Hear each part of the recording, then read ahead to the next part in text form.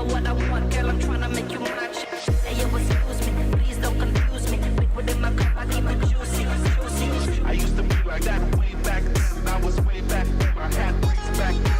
I'm on the hip in case the obstacle. My homie Tommy always had the hook up. You me what you want, don't ever call me a side chick. Know what I want, girl, I'm trying to make you mine, chick. Hey, yo, excuse me, please don't confuse me. Liquid in my cup, I keep it juicy, juicy. I used to be like that way back then. I was way back then. I had things back then. I'm on the hip in case the obstacle. My homie Tommy always had the hook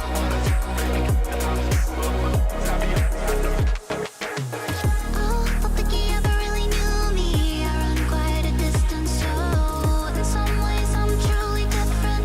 In some ways I get my soul. Don't think he ever really knew me. I run quite a distance, so in some ways I'm truly different. In some ways I get my soul.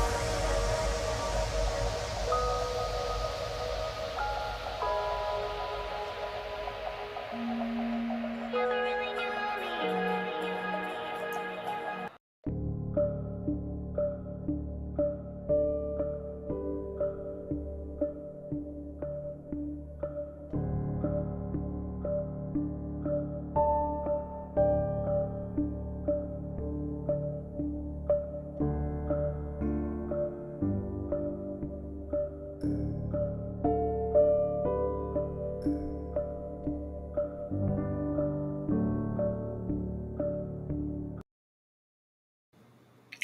Good morning. Good morning. Good morning. Good morning. I've changed the time on this twice already, so I'm sticking to the 7:30 time slot. Before we get started, hi Black Hat Music, hi Marcia E, Marty, Denver, Aaron, Tracy. I think I got everybody, but it doesn't match what I'm seeing on the screen. So I was sitting and I was listening to Bambi and Josie on panel. I received a message this morning from Crazy Cat Mama, and she says, "Good morning, Heidi. I was sent a clip of you going off on me, and I reacted yesterday." Now, as I said when I did the clip, I said much worse when I talked to her. She said, "I do apologize by responding, as no doubt somebody is trying to get us to fight. In your video, what I watch, you are entitled to feel how you feel. I should not have reacted to it yesterday, and that is all I can say." So, of course, I said, "I don't care. You need to take accountability since you want to react to something." That's what I said to her. And then I asked her who sent the clip. She tells me, "I just took accountability for just that. I'm not wanting to argue, and I'm apologizing to you. I don't know who it was that sent it to me, really. And from this point forward, I refuse to open anybody YouTube related. This was my mistake.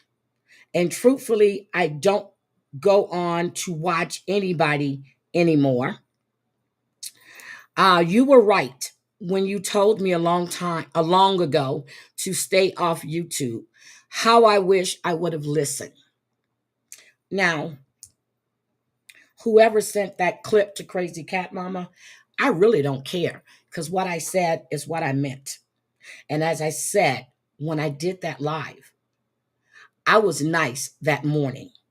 But if I would have went live that night, it would have been a lot worse, because everything I said to her, I meant.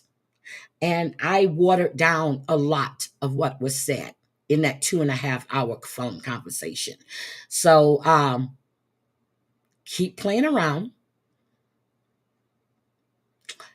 Keep delving in the mess, because I really don't have time for it. Now, I don't know where she reacted at, what she said, and honestly, I don't care. Just want to make that clear. Okay? Just want to make it clear. Good morning, Angela, the co-defendant. Good morning, Gwen Branston. So, before we get into Lori Daybell, oh my God, I don't know if everybody watched that interview, but it was a shit show. Okay, I'm gonna show you 1, 2, 3, 4, 5 pages of notes of nothing but a shit show. Okay, but I was telling you guys about the 5-year-old that was killed in that chamber, and the 4 people that were arrested. Let's see why they were arrested. And this is going to be a trigger warning for everyone, because this is disgusting for what they did. So let me put up fair use and trigger warning. This was disgusting. So here we go.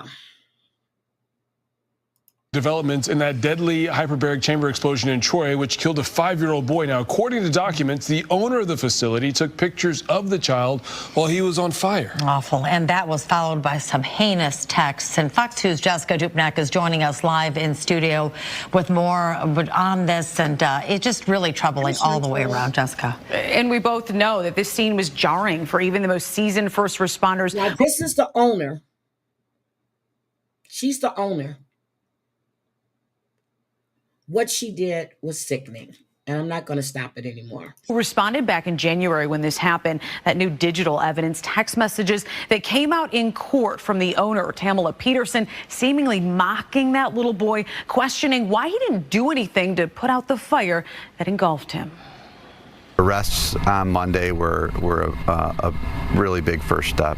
The owner of the Oxford Center, Tammy Peterson, and 3 employees arrested and charged this week. Peterson, now facing murder and manslaughter, gave Troy police a literal run for their money when they moved in for an arrest. She did run, which was our officers found a little odd.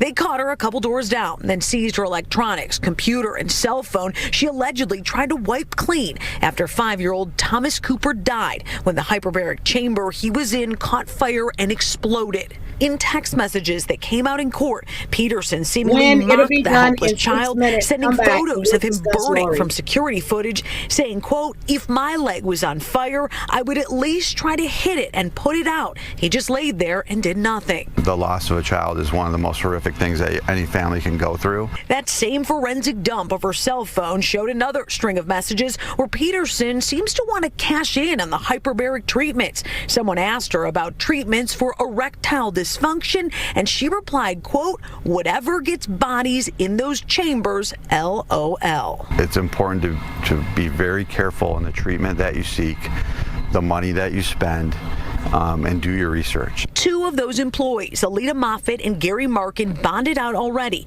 The theory of prosecutors is the crew fudged records on the machines to avoid spending on mandated maintenance, and a lack of ground wires caused the spark that led to the deadly explosion. Defendants involved should have known that there, was a chance, a reasonable chance that we would see this kind of outcome. So Tammy Peterson ruled a flight risk in this situation, given a $2 million bond. She ran from police, and also, Taryn, you reported earlier this week she withdrew some currency. Well, she had some Iraqi currency, a Chinese visa. Her husband is a forensic accountant. There was fears that because this was a cash business, that they were stashing cash everywhere, and that's another reason why. But there's, all of this was just so troubling. Anyway, unimaginable for a parent to deal with this. But yet, now when even more information, you hear about these text messages and how purposeful, allegedly, this all was, it just really, you can't wrap your mind around it. Yeah, the tone of those text messages. And as of tonight, still in custody on that $2 million. So that's why she was charged with murder. That's why she was charged with murder. They knew that that chamber was not operational.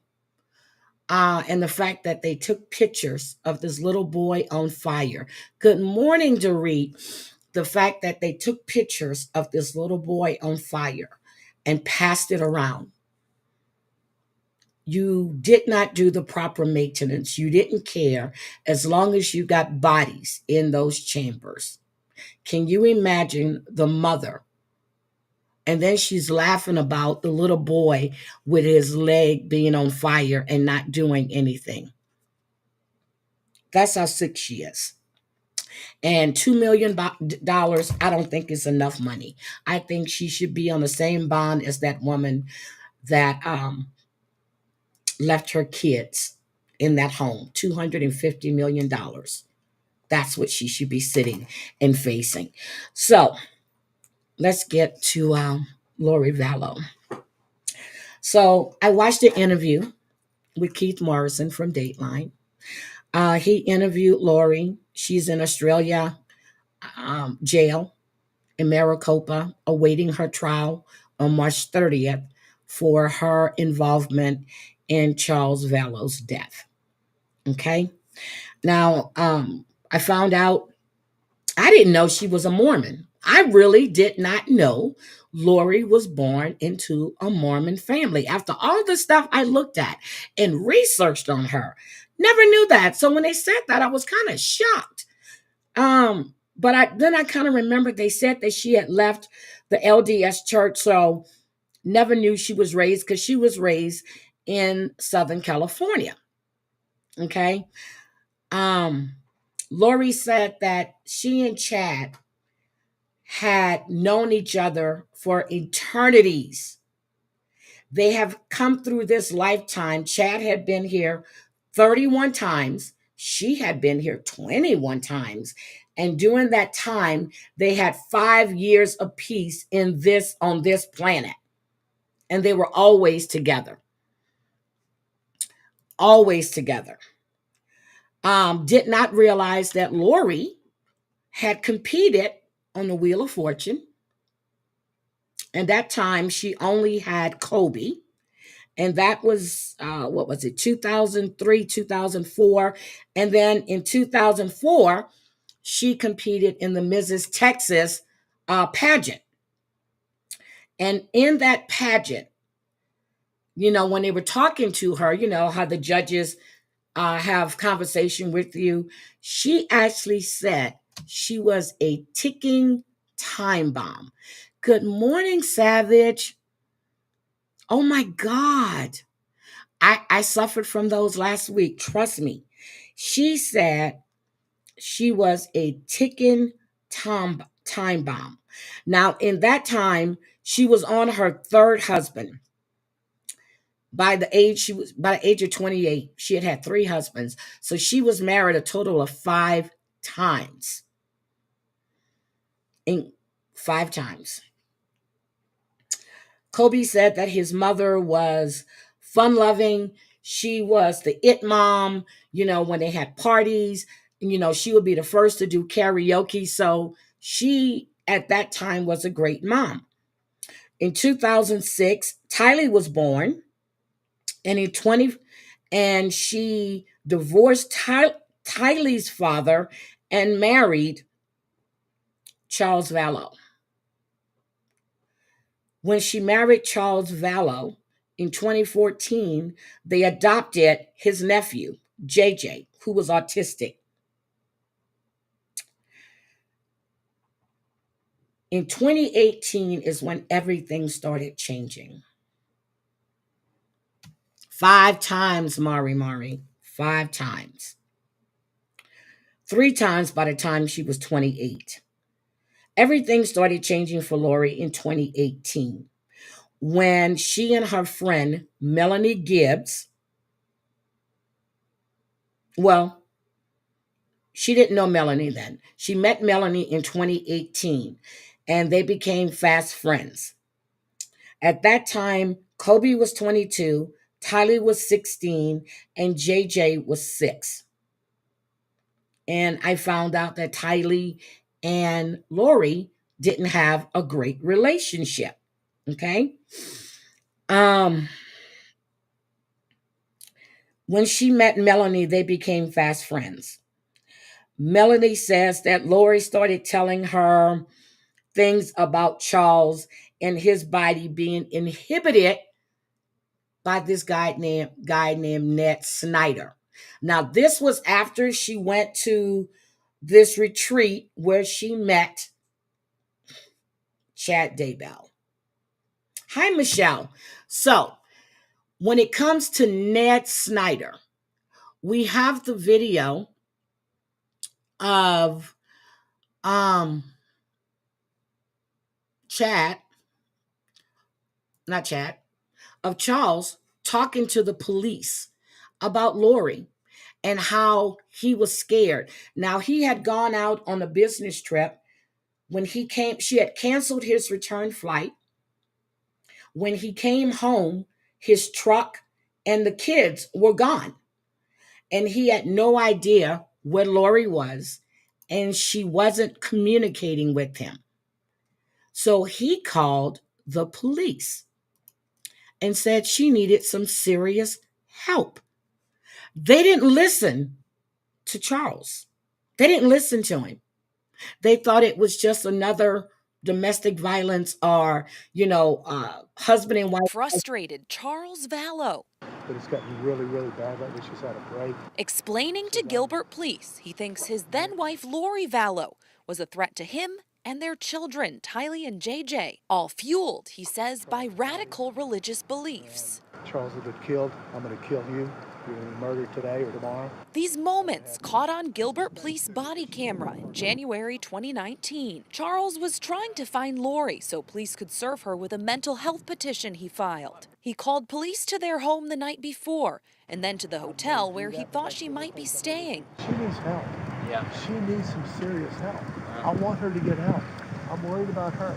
He even said it might be best for JJ to go stay with his sister, as police warn it's a sticky situation. We just want to be careful not to deny her access to her child. Records show Lori gave police her side of the story hours later. But I just left with the kids because I didn't want them in all the drama. Police say she did get the mental health evaluation and then was released. Months later, in July, Lori's brother shot and killed Charles in Chandler. Well, let me just stop that there. So after this happened, Charles sent an email to Tammy Daybell. Hi, Amanda. He sent an email to Tammy Daybell. He said, Tammy, my name is Charles Vallow. I have some vital and disturbing information regarding your husband and my wife, Lori. Now, he sent it. It was open. They don't know whether whether Chad opened it or Tammy did. But the next thing we know is that Charles Vallow was blocked. So he reached out to Tammy because of his concerns. Now, Lori had she had sent a message to her brother saying that she could not move through portals because Charles Ned was still alive. That's what she said. She said he was still alive. So in order for her to move through portals through these different universes, upon whatever she was thinking, Charles had to die. After he sent that email to Tammy, he was killed. He was killed. That case still was in Chandler. That case still under investigation. Least months later, in July, Lori's brother shot and killed Charles in Chandler. That case still under investigation. It's torn well, we already know how it is now. And there's no need for this. Erica Stapleton, 12 News. So he was shot and killed. Let me just stop this because I'm going to get to that one. He was shot and killed. According to Lori's brother, Charles came to pick up JJ to bring him to school. They got into an argument. Charles somehow or another had a baseball bat and hit him in the back of the head. Well, according to one of Charles's friends, Charles played Little League Baseball and he knew how to swing a bat. And matter of fact, the cop said so also. So if he would have hit him in the back of the head, he wouldn't have a little cut. He would be out cold. He said he shot him. When he shot Charles, Lori was in the home. She left and took JJ to Burger King before she took him to school. I guess we all, did you notice how she wasn't acting crazy in that police interview? Yes. So there is a video of Lori with the cops the day that Alex, her brother, shot her husband. And she had only been in that neighborhood for 3 weeks. And she was smiling at the camera. I think he was actually in the... Oh, see, they said he played Little League. That's what they said. They said he played Little League. So I don't know. I was just going by what the interviewer was saying. Wait a minute, Charles. And I had all these lined up, and then my computer completely shut down and had to reboot. And here we go. Let me get this. Let me get this for you. But that day, he was sitting outside. You'll see Lori when she pulls up. So this is the home that they were living in.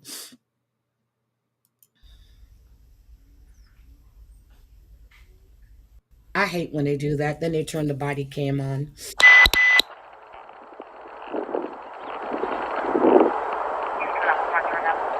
Now, Tylee was home. JJ was home. Lori was home. And Alex has spent the night at the house. Alex had his own house. To me, this was a total setup for him to be there that morning when he came to pick up JJ to take him to school. This way, man. You know, no weapons? No weapons on me. All right, come on out this way. Yep. I'm going to have you have a seat right here on the curb. Yep. Who else is in the house? No one else is in the house. Okay, just have a seat right there. Let's get Pepsi in here. Yeah. Have a seat. 18, seat secure. We got the gentleman out. Have fire rolling. Not wobbly, not anything.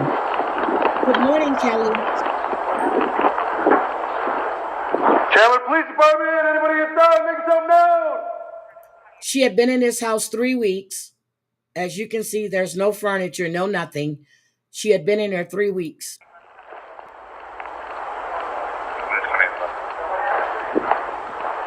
There's Charles on the floor.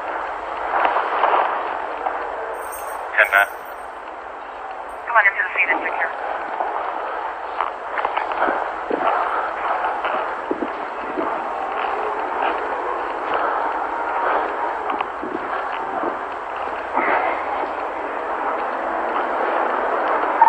We got one subject down, apparent gunshot wounds to the chest.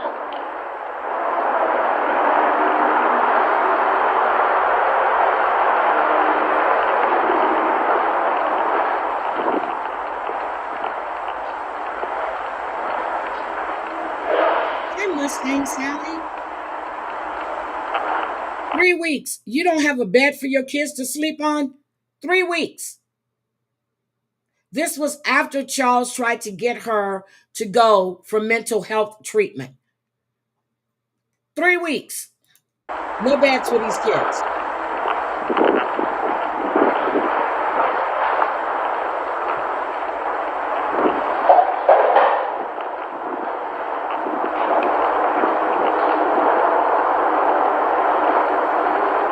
He's right here in the living room.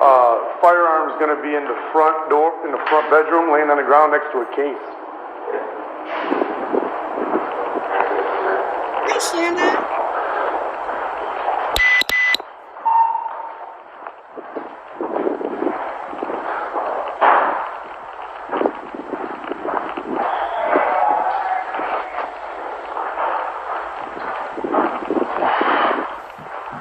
She's nowhere in the home.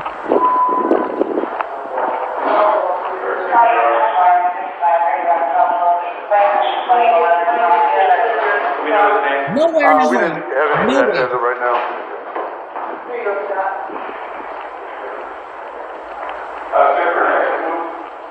This happened right here, fellas? I believe so. The firearm's in the other room here. What's up? I can't, what you say? We used to sweep for nobody else. Yeah, I just did. Fire over there? Yep. I'm gonna go see if we can get this. You want to stay in here? I'll see if I get this guy's info. Make sure nobody else. 1, 2, 3, 4 shots, something like that. 4 shots. 4 shots. If he hit you in the back of the head, they fucked up this whole investigation from the beginning.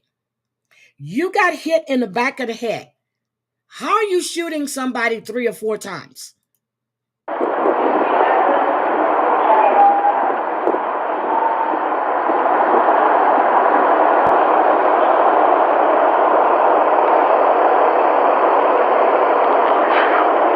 Did you get the guy inside's name?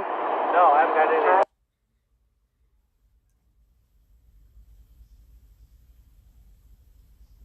So let me get to Charles is the husband of the occupants here. They're still working on Charles. So when Lori gets home, she's waving to her neighbors. Hi, neighbors. She said that she's only been there for 3 weeks. Good morning, Christoph fan always. So after Charles was shot and killed by her brother Alex, 3 days later, Lori calls the insurance company because Charles had $1 million policy.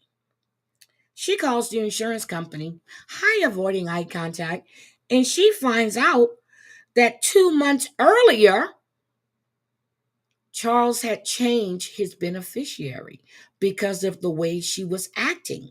He changed it to his sister. When Lori finds this out, she sends a message to Chad. She says, so I talked to the insurance company. He changed it in March. So it was probably before we got rid of him. It's a spear through my heart. That's what she texted. That's what she texted to Chad. And it was before she was able to get rid of him. Now, did she mean Ned, who she thought was invading or had taken over his body before he became a zombie? So that had to change. After that, she moved to Rexenberg, Idaho.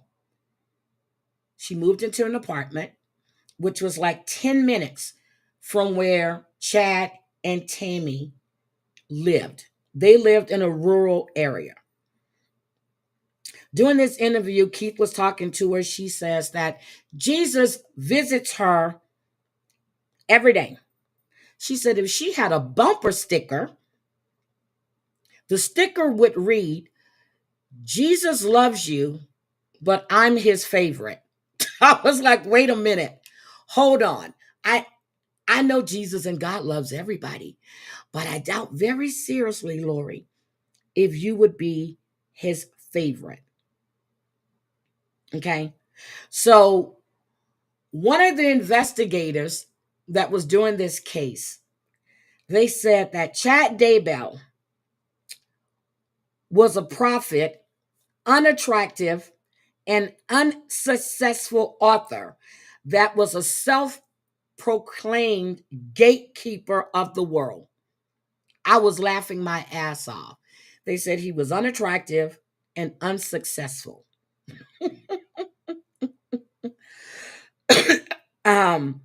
They said that the stage had been set. Charles is the prophet. Tammy was she was worthy and the dam. They said Lori was the nymph, and she was a heavenly honeypot.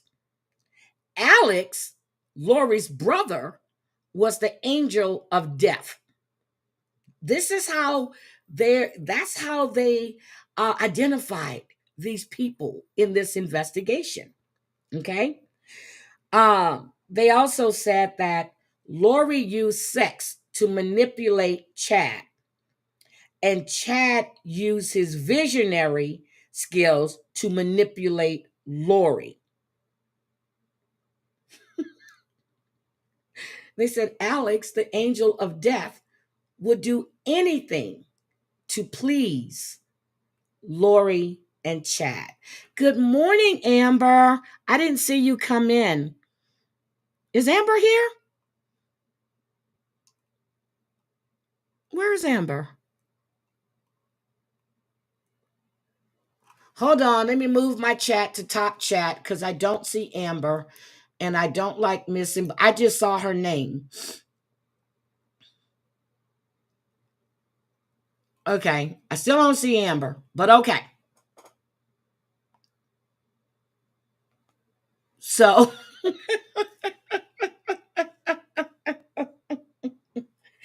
so I was just like, wait a minute. So we were thinking that Lori said that Tylee had went dark. No, Chad. Chad is the one that declared that Tylee had turned dark. He is the one that declared Tylee had turned dark. So Lori said that when they did move to Rexburg, that she had taken a trip on September 8th. They went to Yellowstone, which is like 90 miles away from where they lived at. There's pictures of Tylee and JJ and Alex at Yellowstone National Park. That is the last date that Tylee was ever seen. On September 19th, September 14th, she took JJ on a trip to Bear Mountain. They went to Bear Mountain.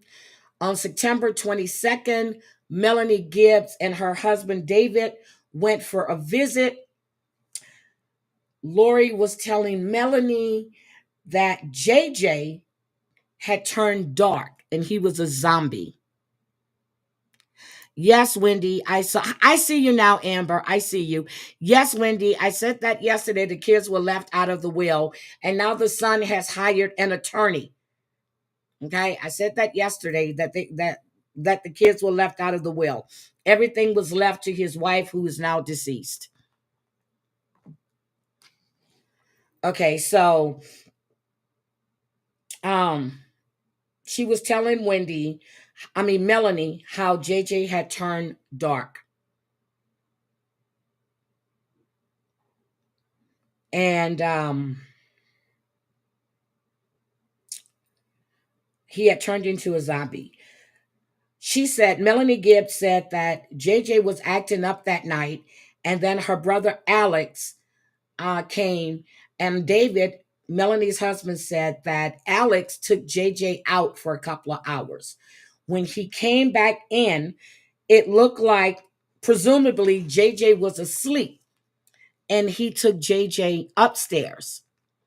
He said the next morning, JJ was gone.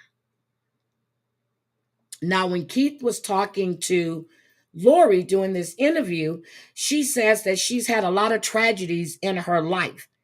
And the media likes to turn tragedies into crime.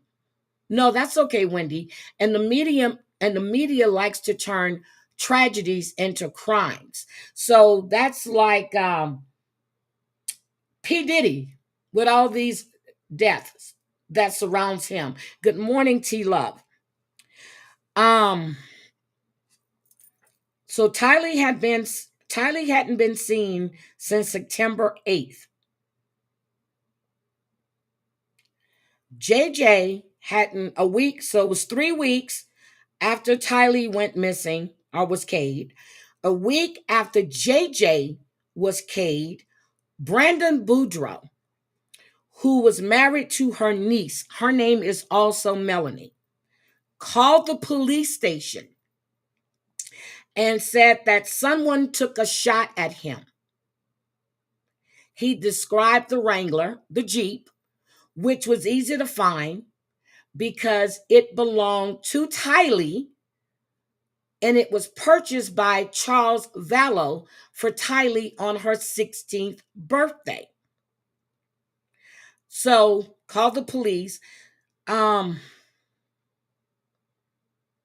Brendan said that the driver had looked like his wife's uncle, which was Alex. So in the Jeep, the person that was in the back seat or in the back had rolled that window down. Now, there was no room in that Jeep. There was a tire that belonged in that in the back of that truck. There is surveillance video of Chad and Lori at a storage unit putting a tire. That morning, they were putting a tire in the storage unit along with bikes. Why would they need bikes? They're never coming back. So this is the surveillance video from the storage. Question is, what happened on October 2nd? We know that Lori rented the unit by herself the day before on the 1st. Let me just stop this. On October 2nd is when she rented that unit. On October 2nd is also the date that she ordered their rings online through Amazon, and his wife was very much alive at that time. She had ordered wedding rings for herself and Chad. People were thinking this was Lori's brother, Alex. But as you can see, he's a lot taller. Alex is about Lori's height. And just the way he walks and his mannerisms tell you this is Chad Daybell. First, but on October 2nd, she came in her blue Nissan Rogue with a man we originally thought was Alex Cox, her brother. But a closer look of enhanced high-quality video shows it likely was not Alex. I knew that was bad just looking at the profile. It appears to be Chad Daybell, based on the way he walks, looks, and comparing his mannerisms to other video we have of him. Yes, Let me walk you through this. Heather, the blue all Rogue of arrives it. at 2:25. You can see the timestamp says 1:25, yes, but that's because the clocks were off, according to the facility. Lori is driving the Rogue and makes her way to the door of the building where her unit is. She gets out 2 minutes later at 2:27 with the man we believe is Chad. At 2:29, he pulls a tire out of the back of the Rogue and rolls it into the storage unit. Then 1 minute later, he and Lori both carry in together what appears to be a removable car seat. They put it in the locker, shut the door, and leave the facility at 2:32. Their entire visit is just 7 minutes. So why does this matter? Well, that same day, Brandon Boudreaux says that he was shot at in Gilbert, Arizona around 9:30 that morning while coming home from the gym. Brandon had been married to Melanie, Lori's niece, and he had a very large life insurance policy and assets totaling over $1 million. That's why they took a shot at Brandon, because the policy that they thought was going to come from Charles, he had already changed over to his sister. So they needed money. Melanie had left Brandon, and they had a big custody thing over the kids. He won the kids. She married Ian, someone she had only known a few weeks, that she had met through her sister. They wanted to take him out to get money.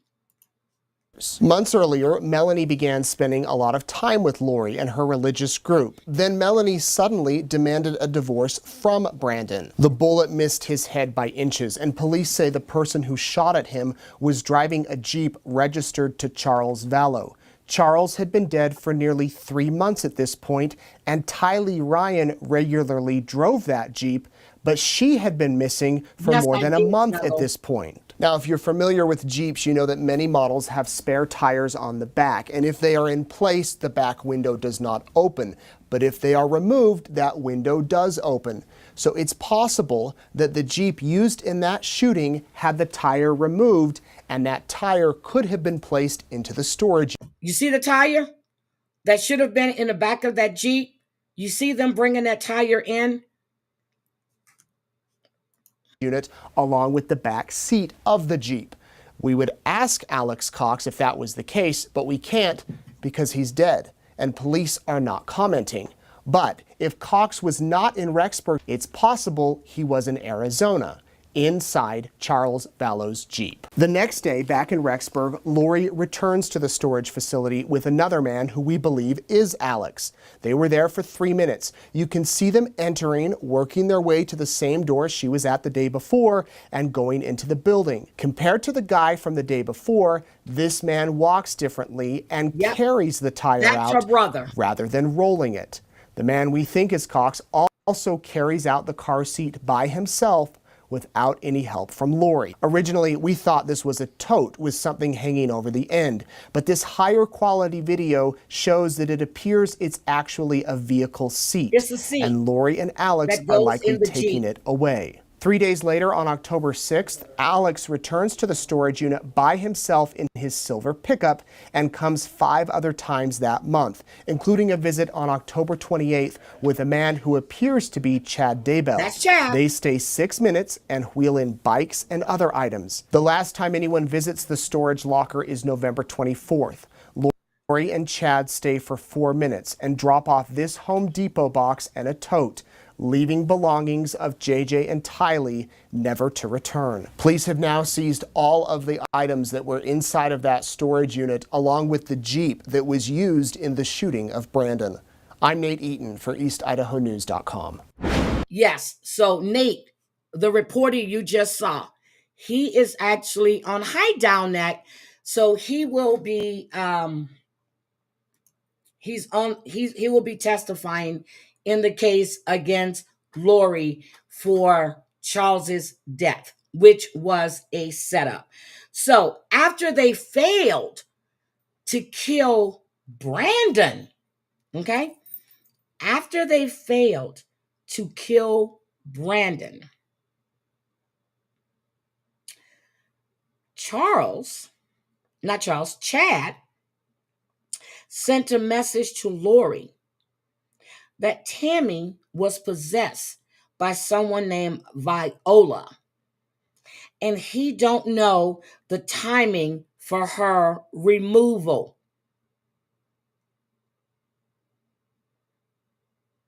Did we hear that? He doesn't know the timing for her removal. Now we have, I had the 911 call. Hold on, let me pull it again. Damn it, Heidi. I have the 911 call that Tammy made 3 months after Charles's death. Okay. Hold on a second. Tammy Daybell 911 call. And you're going to hear what happened to her. And when that shot was taken at her, she thought it was a paint gun. It really wasn't a paint gun. It was the fact that it was cold weather. Hold on. And I had it marked. So you see, I pulled up the same video. Hold on. When I tell you that my system shut down, it really did. Here is the 911 call from Tammy Daybell. And I started it because it was 2 calls. The neighbor called and then Tammy called. But I just want to hear Tammy's call. 49 minutes, 20 seconds. Fremont County Sheriff's Office. Hi, I need to report something. Okay, go ahead.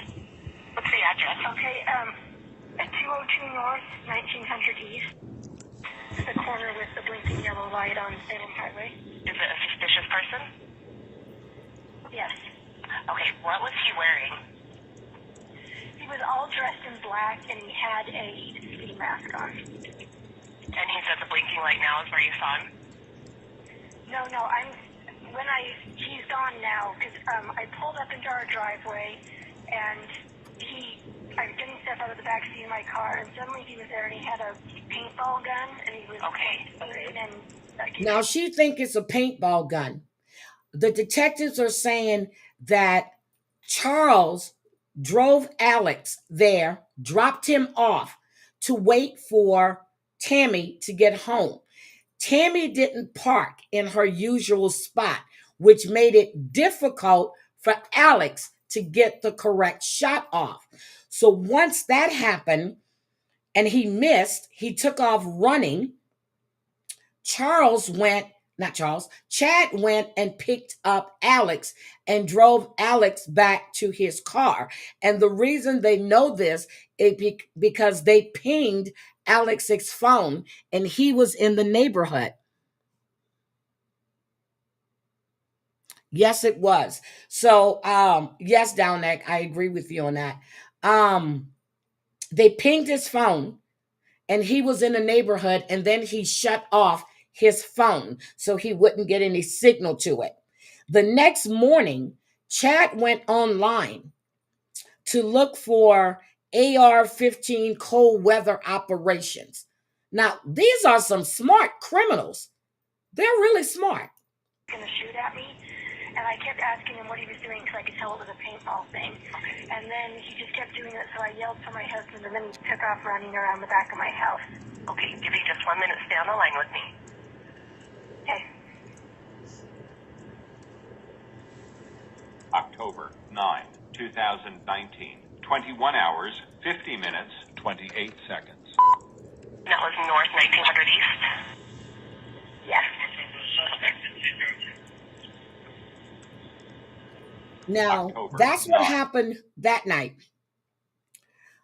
10 days later, Tammy Daybell is deceased. 10 days later, she's deceased. Here is that 911 call from her son about his mother. This is sad. These cops just dropped the ball. Wait a minute. That's the wrong one. I pulled the wrong one. Hold on. See that? I pulled the wrong one. Okay, hold on. That's the tab I need. I had all these tabs open right there. Okay. This is the one. This is the 911 call that her son made. Chad is there as well, the morning that Tammy Daybell died.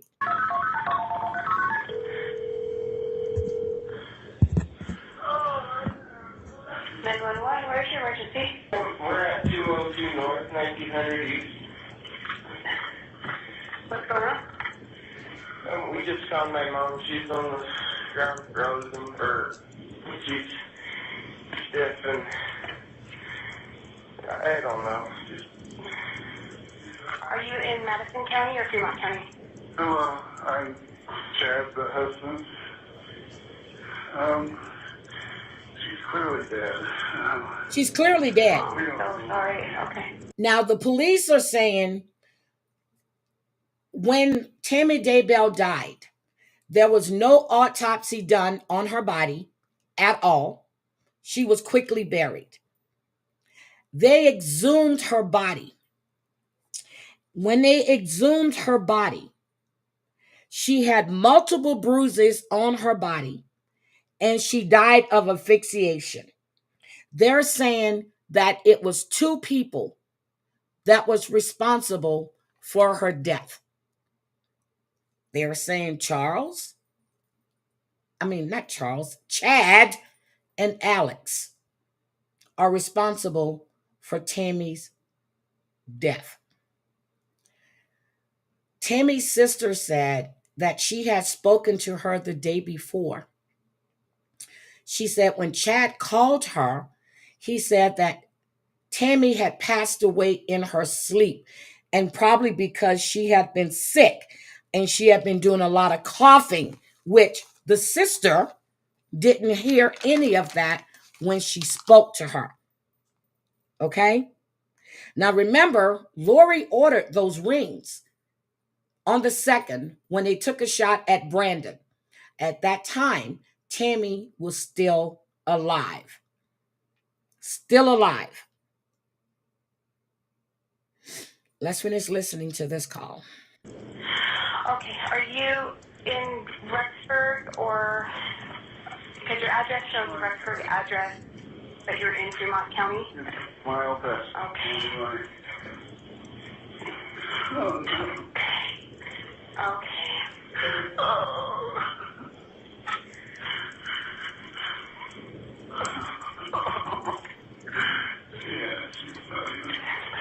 He's faking.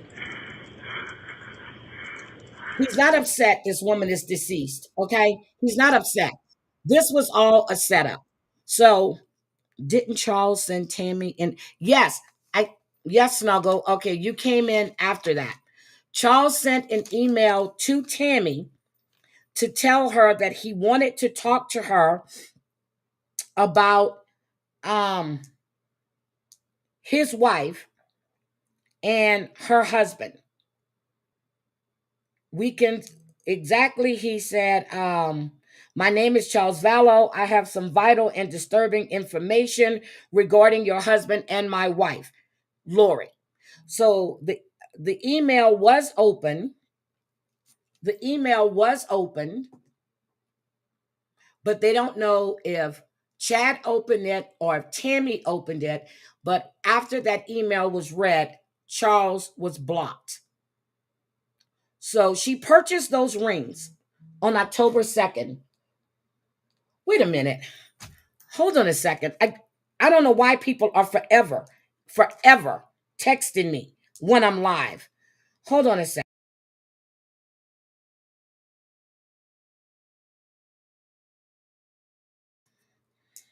Okay, I took care of that. No, it's fine, Snuggle. She bought the rings on October 2nd. Tammy was still alive. Lori says that the rings were bought for Alex and his girlfriend. And after now 17 days after Tammy died, she and Chad got married. She said they used the rings that she purchased for Alex and his girlfriend at the time, who he later married. She said those rings were returned. Who is going to borrow somebody's rings for their ceremony? Who's going to do that? Who's going to borrow rings for a ceremony? I have no idea. No idea. But that's what she says. And that's why Nate Eaton is going to be testifying. He dug up all of this stuff on Amazon. He found when the rings were purchased, when the rings were delivered. The rings were purchased on October 2nd. They were delivered on October 9th. Tammy was alive. Tammy was definitely alive. So the police finds out that the grandmother, this is after the wedding, the cops get a call about JJ from the grandmother. They go to Lori's home. At the home, they found in the backyard Chad and Charles. Chad and Jesus Christ. Charles is on my mind. Chad and Alex. They found Chad and Alex in the backyard. They asked, where was JJ? Alex says that JJ was with his grandmother. The cops found that funny and they said, that's really strange because the grandmother is the one that called me. So they asked Alex for Lori's number. He said he didn't have it. Now, at that time, Chad and Lori were married. They asked Chad if he knew Lori's number. Now, the cops already knew. Chad didn't realize that the cops knew that they were married. Asked for Lori's number. He said he didn't have it. He asked again. And then they finally got the number. Now, here's the body cam video for them going to Lori's house to talk to her about JJ. Since the trial, all of this stuff has been released. This is them walking up to the townhouse to talk to her about JJ being missing. Now, when they're talked to Lori, they already know she's married. She pretends that she doesn't know who was in the backyard with her brother. She said it was probably his friend, which is her husband, Chad. Blue Subaru.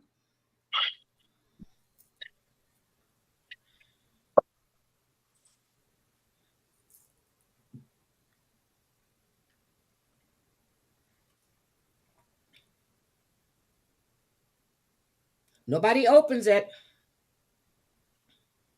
Hi, you Lori. Lori, I'm Lieutenant Ball, Police Department. How are you? You got a minute? You alone or you got help?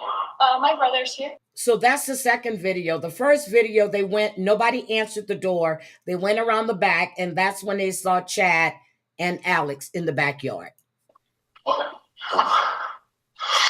You take these gloves. Hello. CJ. So, we're here. Yeah, this is a big mess. I just talked to the guy on the phone. And what did he ask you? He was just saying that he wanted to do a well check on JJ. So, JJ would be where? He's in Arizona. Who's he with in Arizona? He's with one of my friends in Arizona. This is when she's lying on Melanie Gibbs. You got a notepad? No. Oh, you want?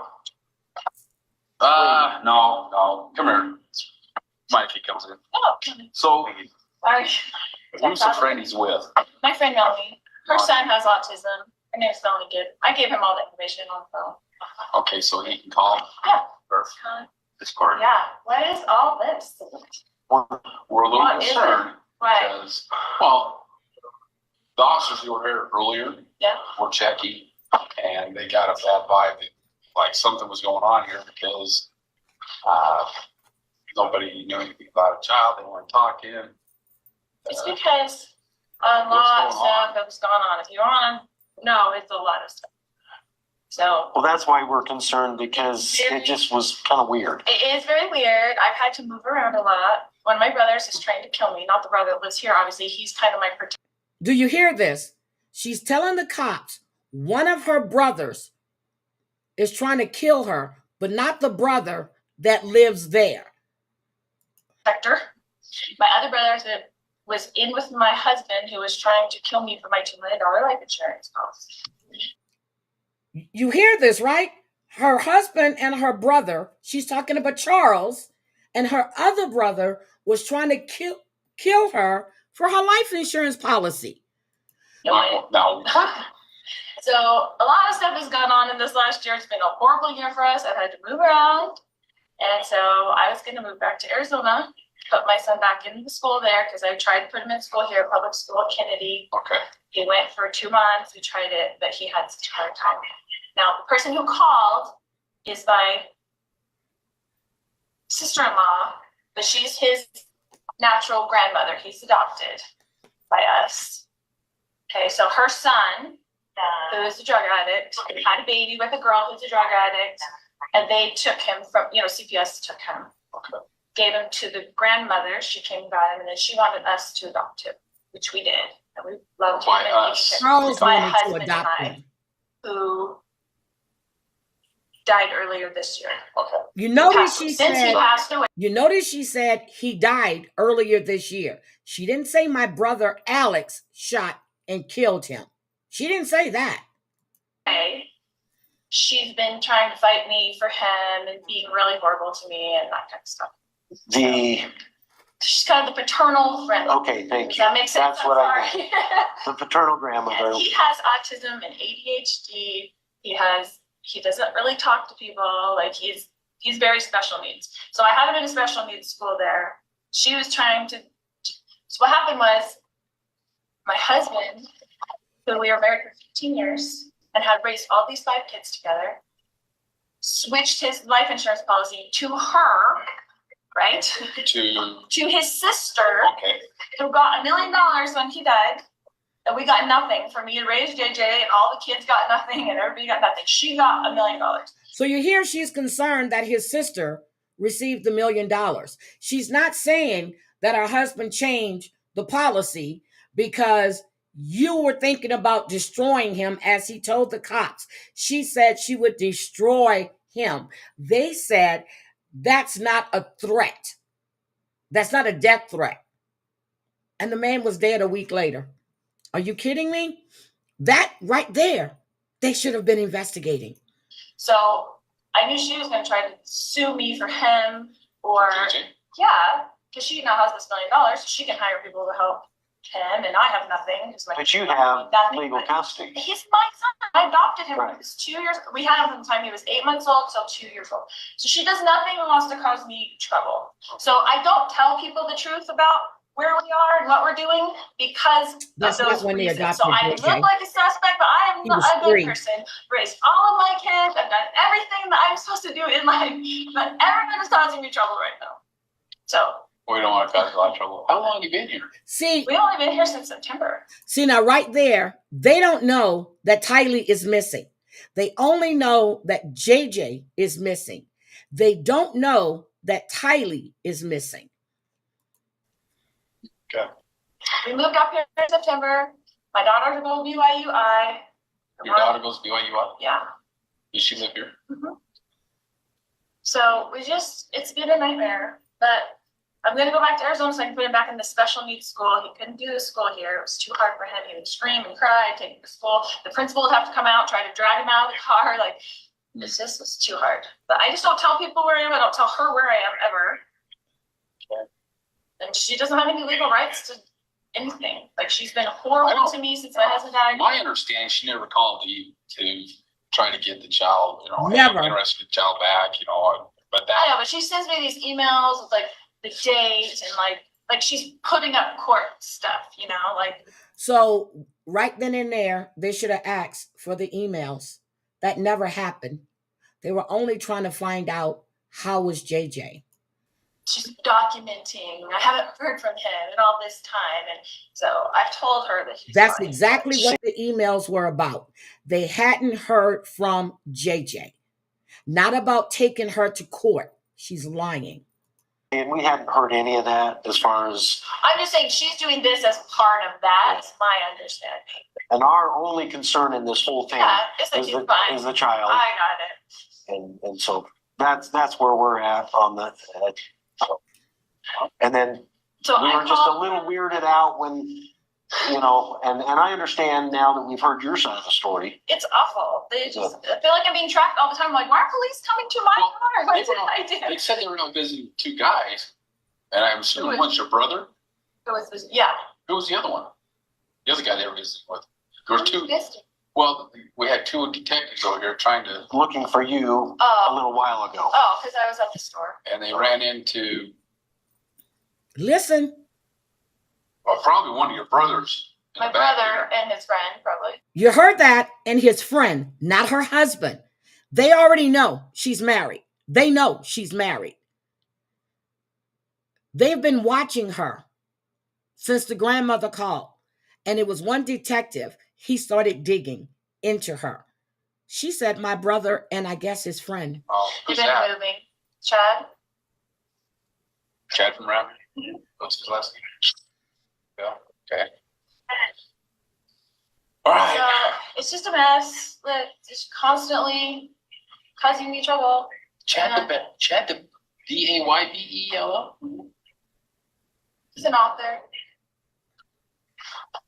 Doesn't he live like out in the? He's not the Chad Daybell.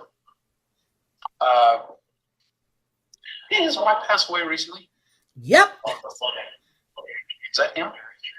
See, they're playing dumb. I don't know. But it is Chad Daybell. Yeah. They're playing dumb. They know his wife passed away recently. They're playing dumb. They know they're married. And look at her. I wish this was clear. I couldn't find a clearer one. Sounds familiar as an author. I think I know one of his. He's got a couple of daughters. He has lots of kids. Okay. She said he has lots of kids. All right. Well, need anything else? Sorry to bother you. Thank you. We don't mean to be a problem. I'm sorry that people are constantly knocking on my door. What are you doing? Looking for me, and I just don't want to be found. So. Have you had problems? Because I think we only had Well, the reason I'm moving is because the brother that was going to kill me, that we found emails and texts with my husband at the time, he was showing up here, so he found out where I was, and he was knocking on my door. No, this was your brother? One of my brothers. He showed up here and was knocking on your door. He lives in Kansas. And you said something about you were getting threatening emails?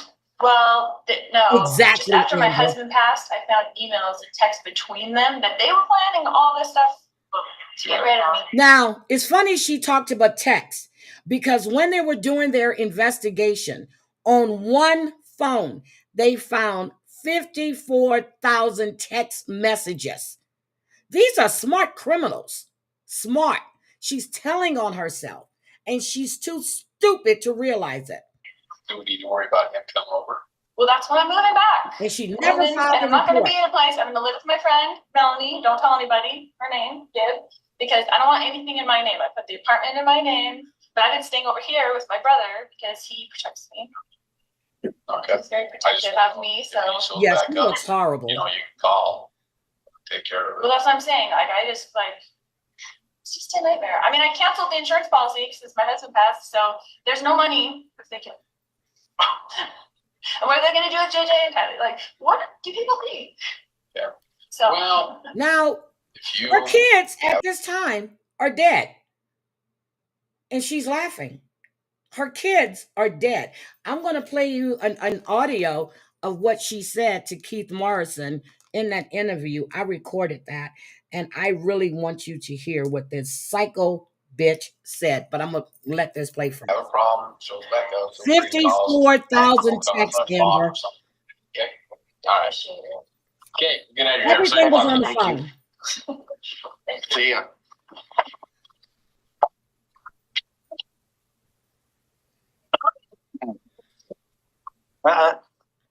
Not.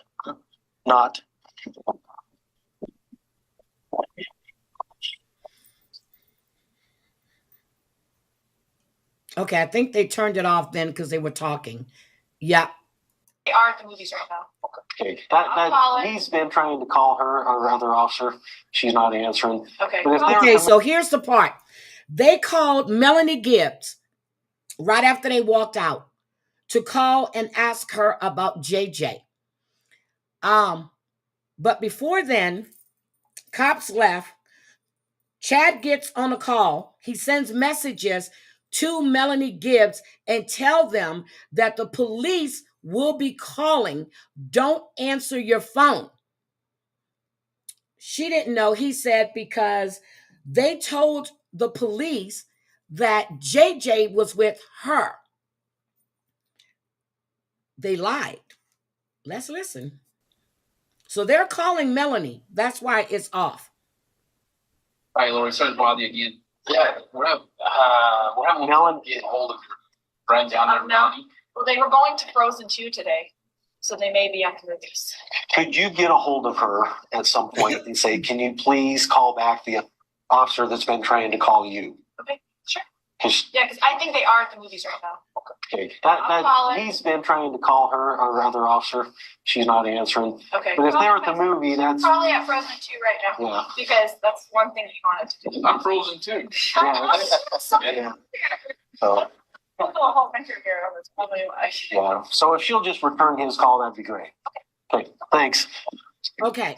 So when that happened, when Melanie didn't answer the phone, okay, a cop showed up at her home and asked her to see JJ.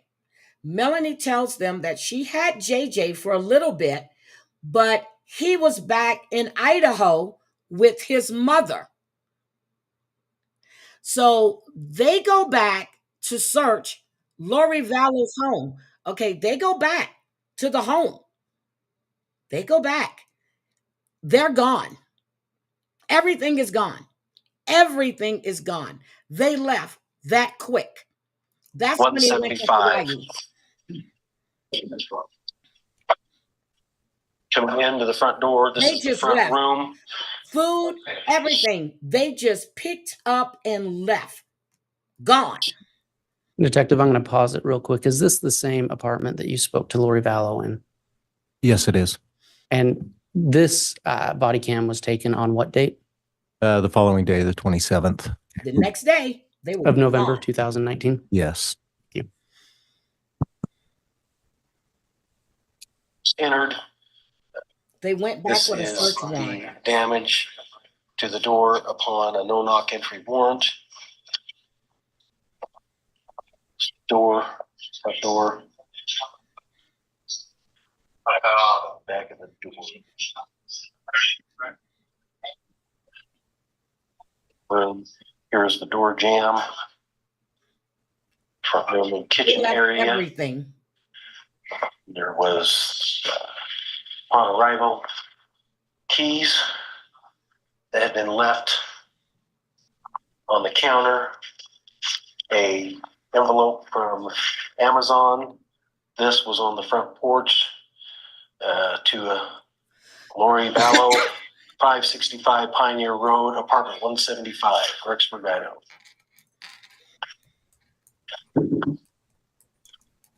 Kitchen, pantry, half bath. That's when we Garage started leading seeing all of these door leading out to videos the garage. about Lori and This Chad area. in Hawaii. Okay. Couches, tables. That's where they went. And I remember the Dateline report that went and they found them there and they were talking to her, you know, where are your kids? Where are your kids? They just disappeared. Now hold on a second. Hold on. Let me get you this. This is the two of them in Hawaii.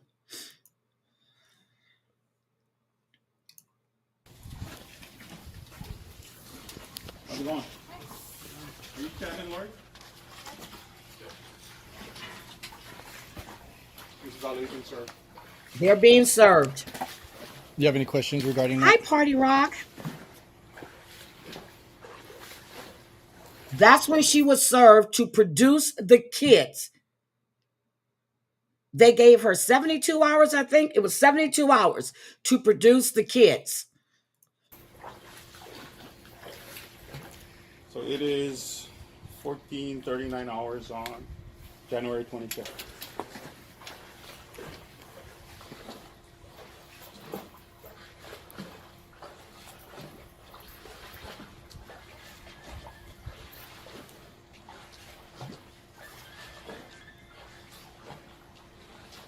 She doesn't have a care in the world. Her kids are missing. Missing. She doesn't have a care in the world.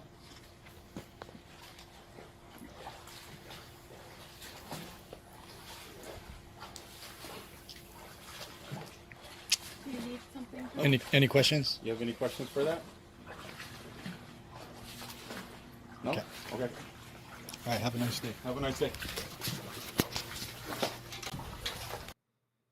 So they served her right then and there while she was in Hawaii. Okay. So now they left what? They took a flight. They went there on the 26th. On the 26th. The 27th, they were gone. But they didn't leave until the 1st of December. So they were hiding out before they took that flight. Now Melanie decided to contact the police on December 6th to let them know about the messages, because even though she told them that she didn't have them, she came clean. She said that Chad had reached out to her and asked her to lie about JJ's location. Okay? That's when Fremont County started thinking that Tammy Daybell's death was suspicious. And they exhumed Tammy on December 11th. On December 12th, Alex Cox died. They thought, that something was wrong with Alex, but it come to find out he had blood clots. Now, the cops were happy because they said, okay, and that's what they said. They were relieved because the angel of death was no longer a part of this situation. But they really wanted him to go to trial so they can hold him accountable for everything that he had done. So Zulema, whatever his wife's name was, she told the police that a couple of days before Alex died, he told her there was a bag of money that was hidden in the closet in case anything happens to him. While all of this is going on, they realize that Tylee is also missing because she's not at the university. So on December 20th is when everything was announced about Tylee and JJ. This is 2019, being missing, and that Chad and Lori were persons of interest. So, okay, we have that. Now, all of this is going on. Lori says that she and Chad will be exonerated. And I want you to hear, this is the last part of this interview. I want you to hear what Lori had to say. This tells you how insane this woman really is. I'm going to let you hear this. Here we go.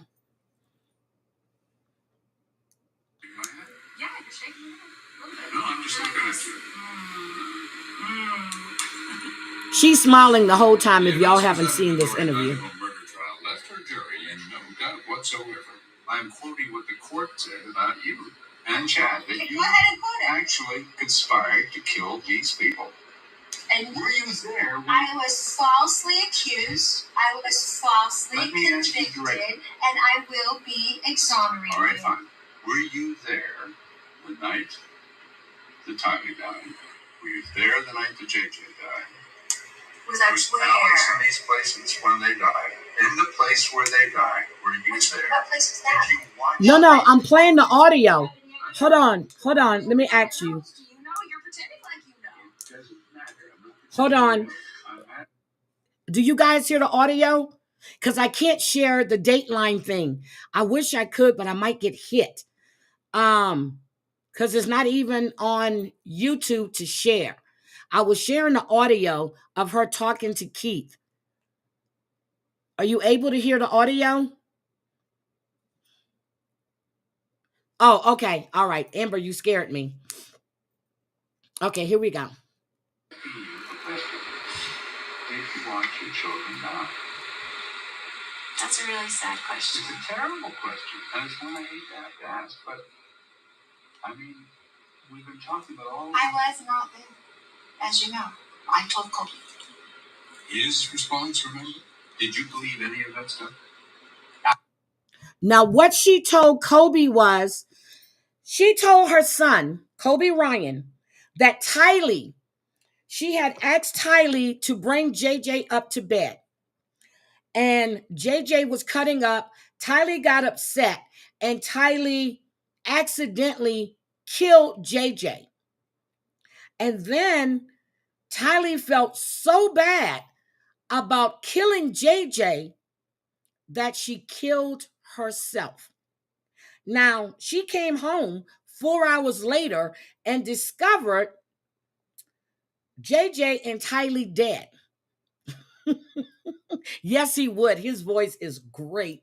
So, and in case you guys didn't know, Keith Morrison is married to Matthew Perry's mother. That was Matthew Perry's stepfather.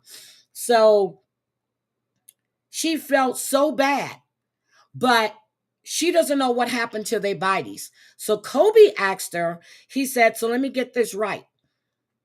Tylee killed JJ, and then someone took Tylee's body, dismembered it, and burned it up. She says, I don't know. I wasn't there. But you're saying that Tylee killed her little brother. You didn't call the police. You did none of that. Somebody just took their bodies. Now, we remember when Chad had sent his wife in a text message stating that he was out back and a raccoon was running around. So he got his gun and he shot him, and now he's burning them. He's in a pet cemetery. That was him covering up the fact in case she heard the gunshot.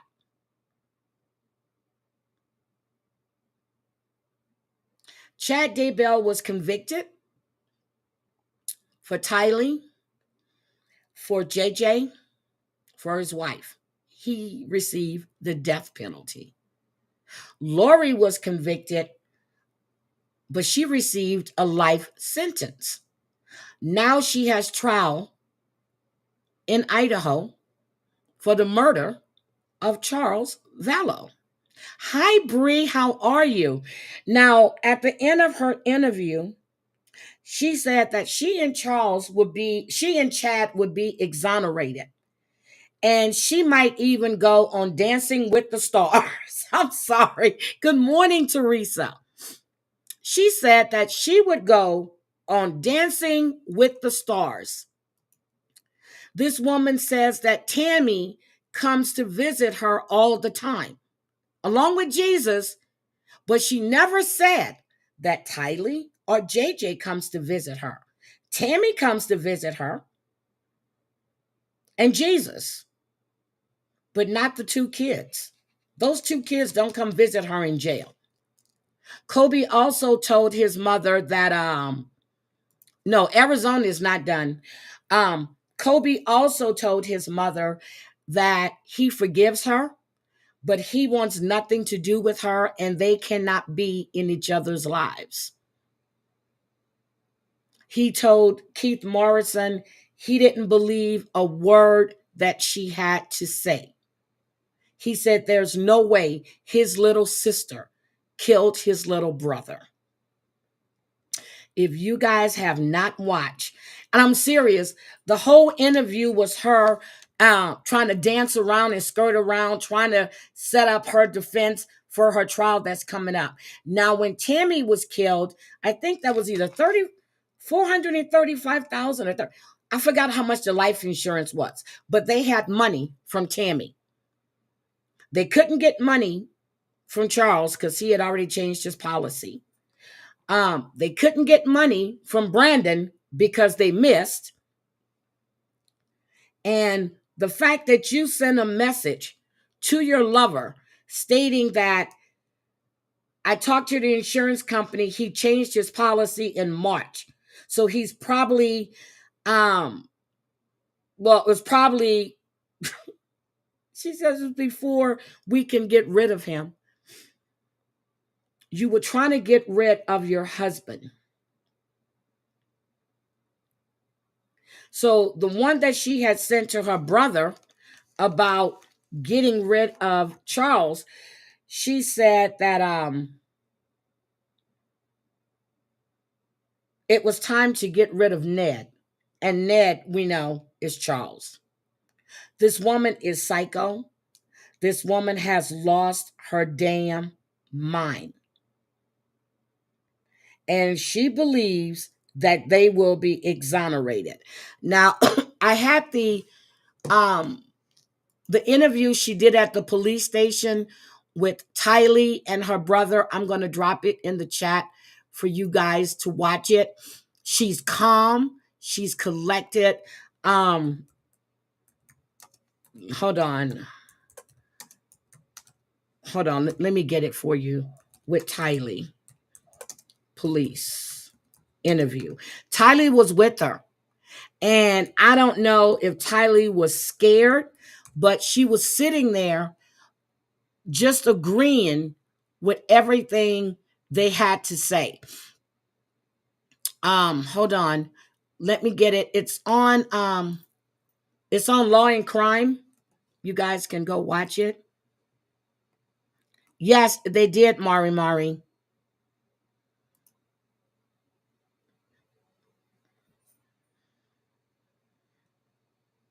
Yep, she said that she couldn't teleport or jump through portals if Charles/Ned was still here.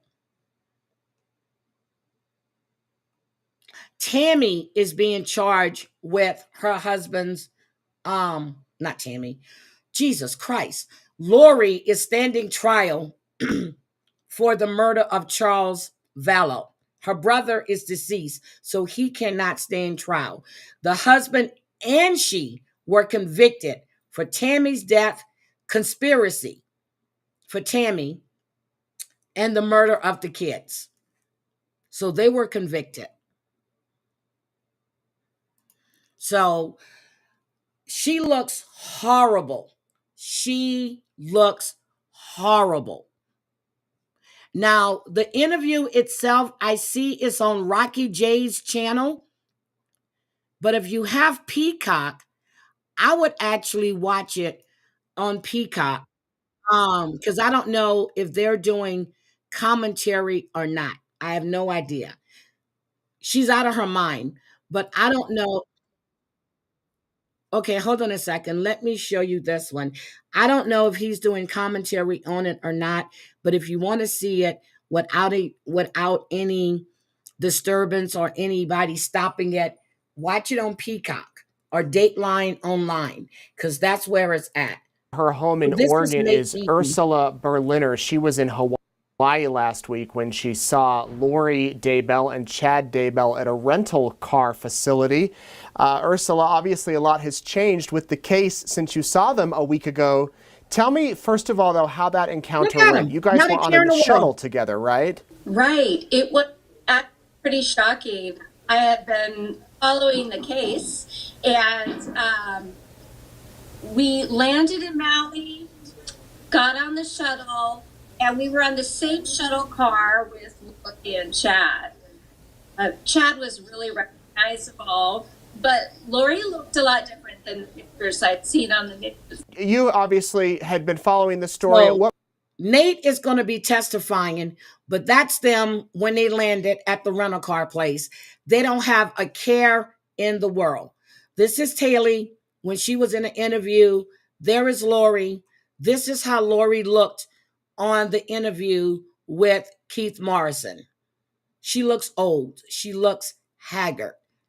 So just go and you can just type in, here's Melanie Gibb. You can just type it in. There's Kobe. Now, Kobe has his own YouTube channel, and hold on a second. He has a recording.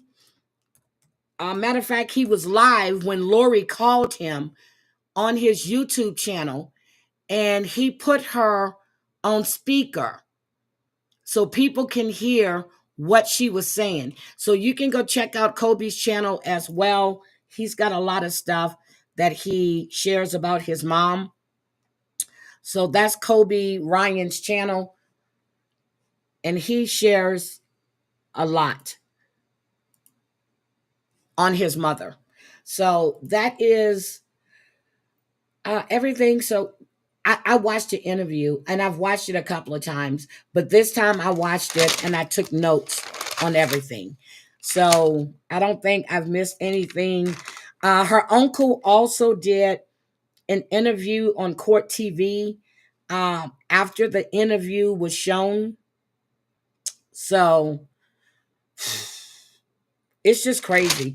Within 4 months, 5 months, all of these people that were standing in their way is now deceased. Tammy, the 2 kids, everybody became dark. Charles first, Tylee, JJ, then Tammy. They were all dark. They had to go. They had to be removed because the honeypot, as they called her, the heavenly honeypot. And when they were arrested, The same 2 rings that she said they gave the rings back to her brother, Alex, so he can marry his fiance. They had those rings on their finger. Now, Nate Eaton did a damn good job in doing this case and researching and pulling up all that information about the rings, everything. He really did a good job. He's in Idaho.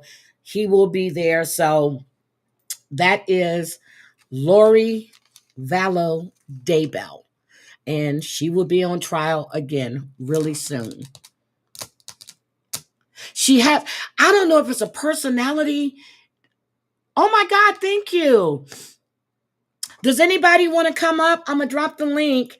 If anybody want to come up and we can have a conversation about what we just and I was trying to get the body cams to go with everything. Trust me, I was up around 3:30 this morning trying to pull all of these body cams since I know everything had been released, trying to get it to fit in with everything that I was talking about.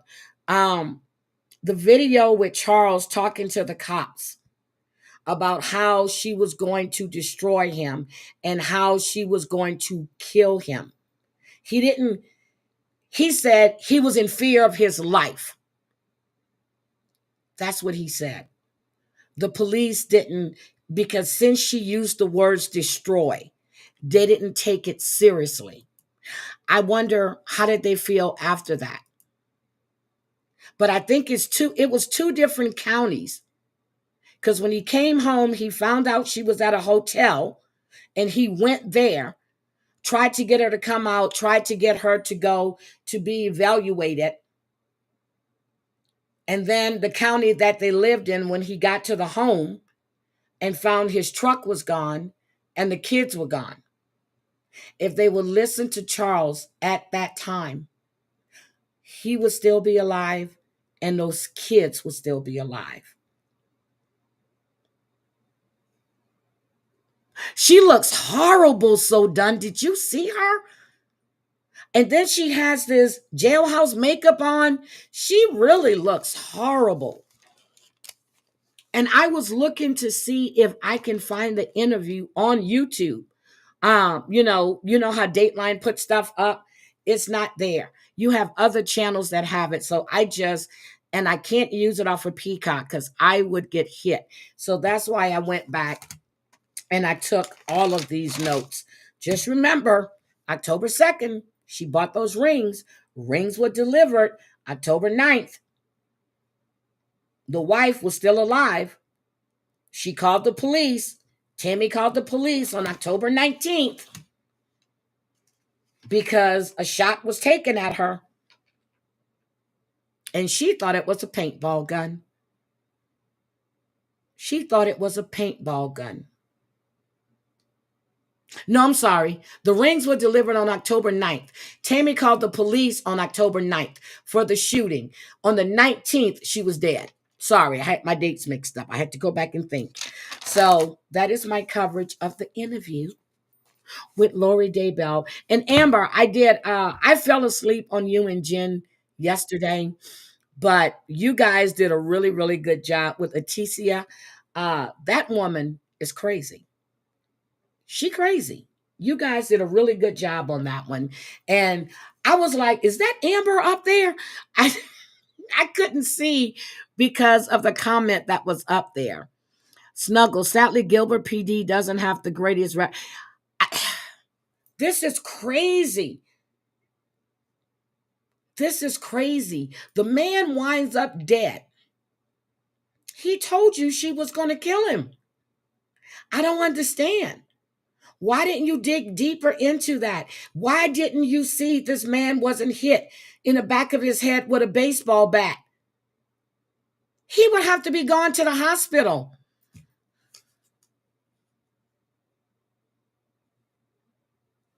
They said it was natural. They said he had blood clots. Oh, hold on a second. Somebody just came up. Hey, Dorit. Hello. What's up, sweetie? What's going on? I don't understand why she had those children killed. For what reason? It's just mind-boggling. How could the two beautiful little children, how could she do that?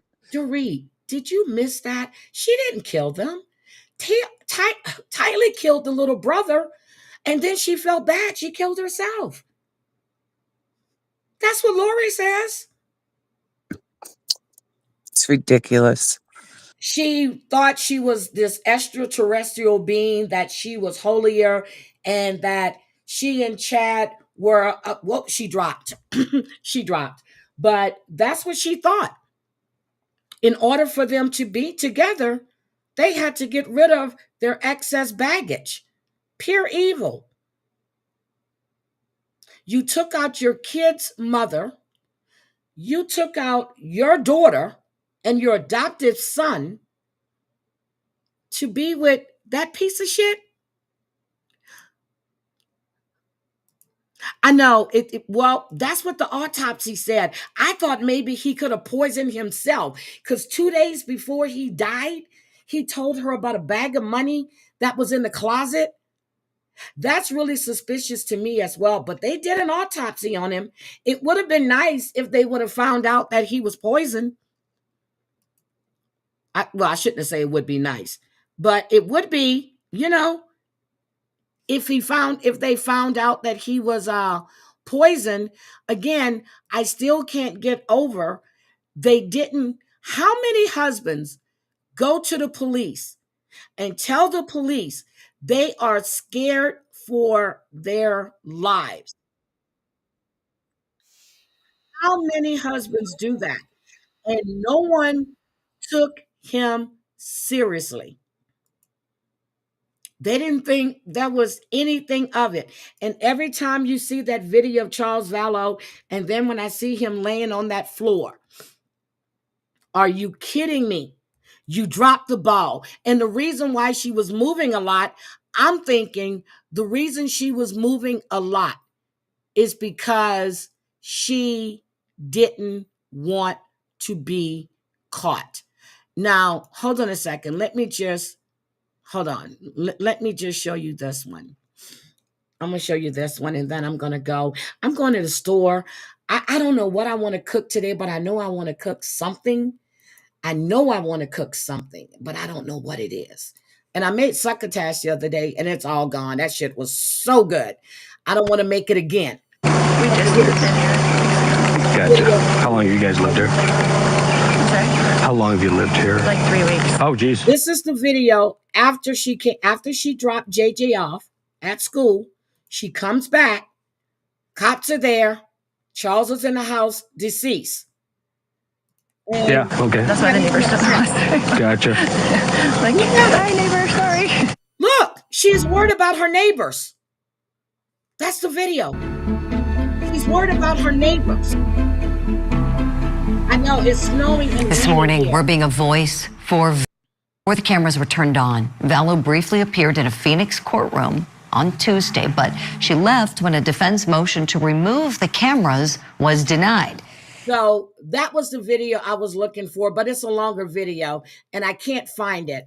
But that was her. How long have you lived here? Like 3 weeks. Oh, geez. Yeah, okay. That's why the neighbor stuff was. Gotcha. And she's laughing. Like, hi, your neighbor. husband, not your ex-husband. Your husband has been shot by your brother while you were in the home. And you leave and take your son to Burger King and then drop him off at school. It's crazy. This man, okay, here is the call to his insurance company. See, I had all of this. Being confirmed. I had no idea. Here's the call to his insurance company. I'll give you my social. Can you please give me the policy Hi, number? Jody. I'm doing a beneficiary change. Okay, what's your social? Yep, she's an ex-Mormon. That's Charles Vallow calling his insurance company. Okay, what's your full name? Leland Charles Anthony Vallow, or L. Charles Vallow. Okay, hold on a second, please.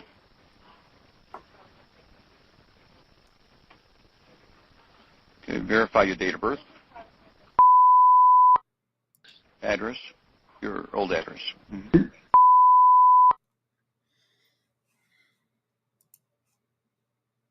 Okay, wait a second.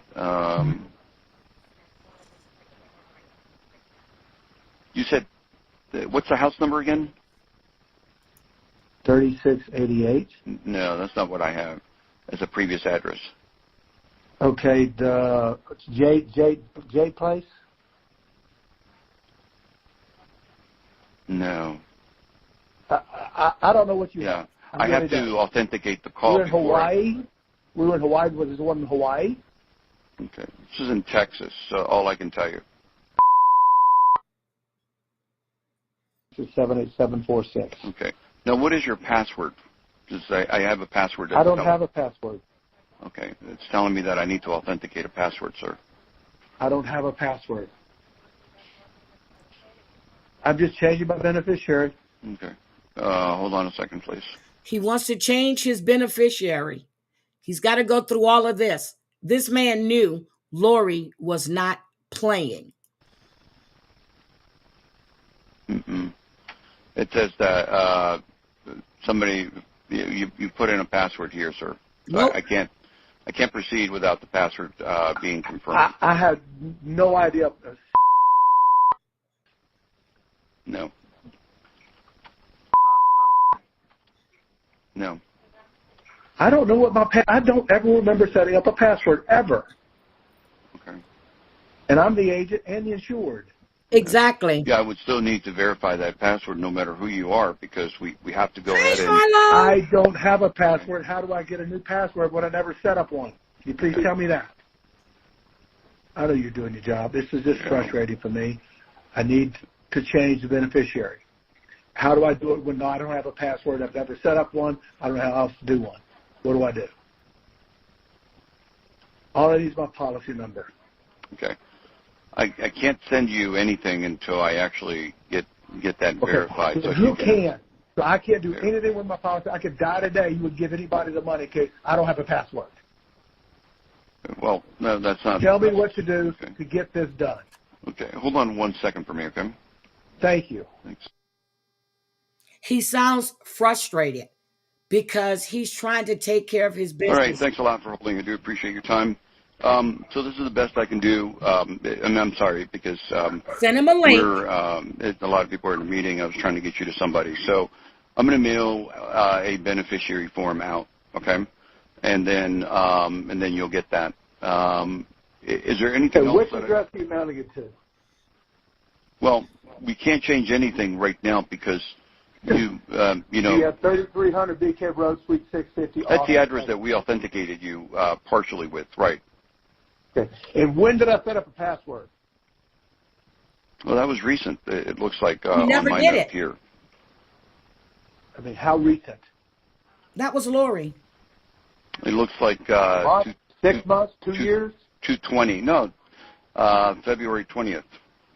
Not him. Okay, somebody else has called under my account. That's fraud. I don't know, sir. I mean, that's... He's telling them someone else called and put a password on this. They were plotting and setting this man up. That phone call to that insurance company was everything. Thing is that I don't know. I do know. I haven't called in on this policy in a long time. Yeah, if you have concerns about that, then, you know, you need to supply some form of proof or something. But yeah, that's, you know, I'll be able to do that, but you can request that request in writing. 30 days ago. Guys, I forgot today is Sunday offering. Please come out of your stingy hearts. I think that's how I said. Thank you so much, Jody. I really, really appreciate that. Thank you. Drea, you're not doing your job. She's come out your stingy hearts. I need money. This account, but it's fraud. I'm the guy. I'm Charles Vallow. I'm the insured and the owner of the policy. Correct? And I need to know what to do right now today to change my beneficiary to my sister. So what you need to do, sir, is the following, okay? What I would recommend that you do is you send something in writing, letting us know in writing, and I'll give you a fax number or an email address, etc. You need to send something in writing and be as blatant as possible with your concerns, okay? I would be personal in saying that you feel like somebody is trying to take away your information and etc. And that you talk to me, my name's Kevin, and that I could not authenticate you or change your address because the password could not be changed. Now then what they'll do is they'll go back to the calls, okay, that were made recently. Yep. They'll go back to the calls that were made recently, and then they'll do an investigation on the trend to see if something like that was to happen. And will they let you know? Yeah, they'll let you know. You got to put your contact. You got to put your contact information in, etc., and then they'll let you know. Yes. I'll put my new address. I'll put my new phone number. Yeah. And email address. I've not added a password. Email address. I've not added a password or anything to my account. Somebody else has been messing with my account. Please discontinue any use and speak only with Charles Vallow or KF Kathleen Ethel Woodcock, the owner and beneficiary.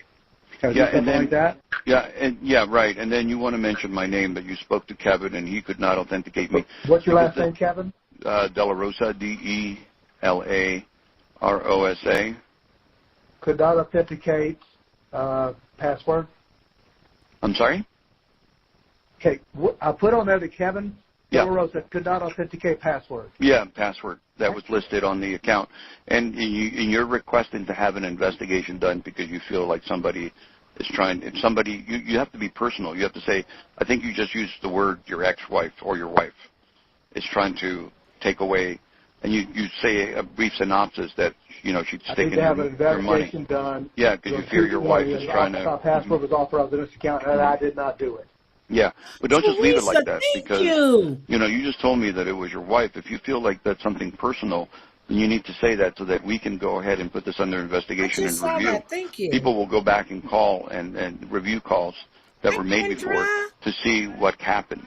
But we'll just leave it like that in the air because... I'm going to email it to with 15 people, I think. Yeah, I can give you an email or a fax. Give me an email. I'll do this right now. Yeah, customer service. Today I was only at doing bannerlife.com. That's customer service at bannerlife.com. In Austin, yes. Thank you. Yeah, thanks for calling Legal in General, and enjoy your day, sir. I'm sorry about that. Bye. Thank you for calling Legal in General. My name is Pam. Can I have your policy number? Pam, I'm the agent and the owner of the policy insured. Name is Charles Vallow. He is in Victor, ALLOW, social. Tell me when you're ready. I'm ready. Hi, Chris. Good morning. Okay, so you're calling... Whose social is that? It's mine, the owner, and the agent. Okay. Charles. Can I have your mailing address, please?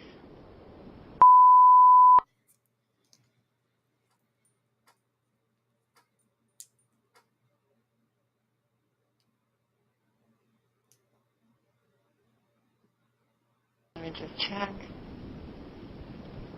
You changed it with a customer service representative? Yes, ma'am. This morning, about more than an hour ago. Okay.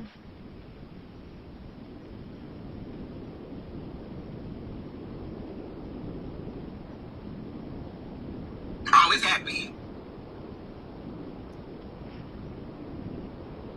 Now, did you change it as an agent or as a policy owner? I'm not seeing... Both.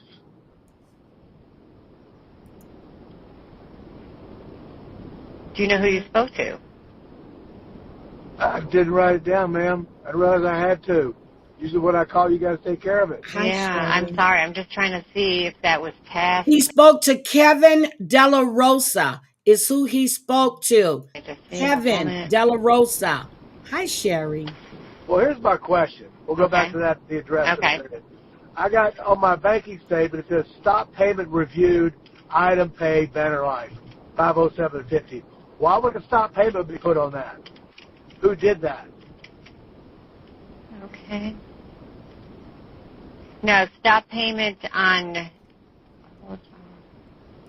The premium payment, the automatic, the EFT.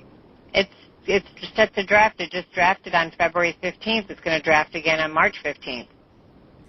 But why does it say on the banking statement, stop payment reviewed? I don't have an answer for you on that. Yeah, I don't have an answer for you because that one, there's nothing noted here. Tell me why this man sounds like he does. He knows she's trying to kill him. He knows it. No one took him seriously. To stop payment. The jury, everything. We're in good shape. We're good. I appreciate your time. Thank you very much. All right, sir, but your address, do you want me to Okay. because what we have here, let's see, the Bees Cove Road. My business address is okay. My home address, I have two homes. My home address is in Gilbert, Arizona.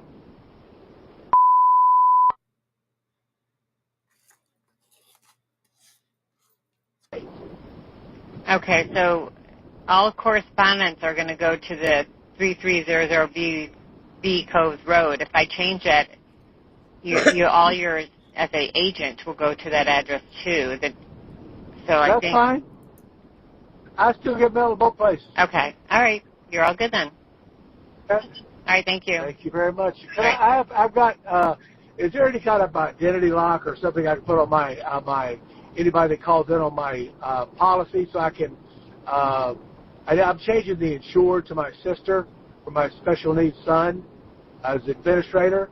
Can I put a lock or something, a code they have to give if anybody calls to ask about my policy? Is that possible? Will you guys do that? Right. So I can put a special password, so you have to remember that because every time you call, you have to repeat that. All right. All right. Let me have your Could it be a 4-digit number or 5-digit? Absolutely.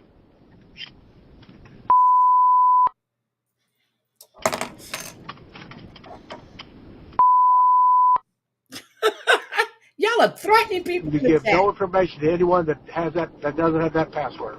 Absolutely. That's what that's there for. So every time you call, awesome.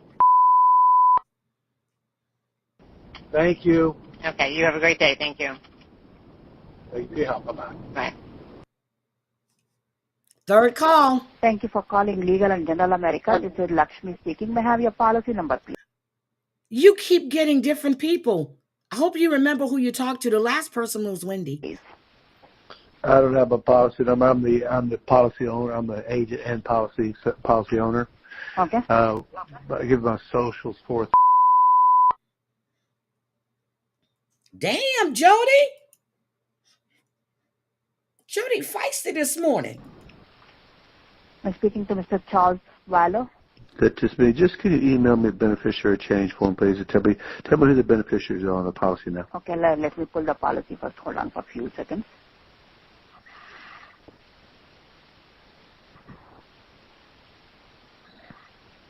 He went through all of that to make sure Lori doesn't get his money.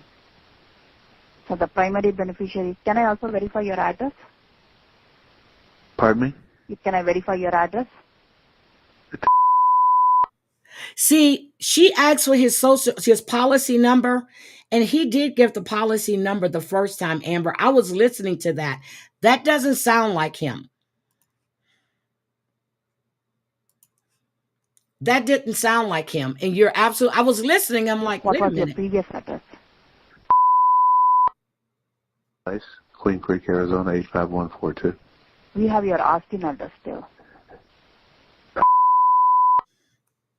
But did he Austin, give Texas, the password? 78746. Can you change it to the Arizona address, please?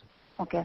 But since you are also an agent, you need to send that information to our licensing department, and you can email it to them or fax it to them. I can give you that information. That's fine. Can you just email me a beneficiary change form is all I need on my policy. Can I get your email address? Policy number, Charles.Vallow, first name dot last name at gmail.com. Now that's him. Yeah. They are two different men.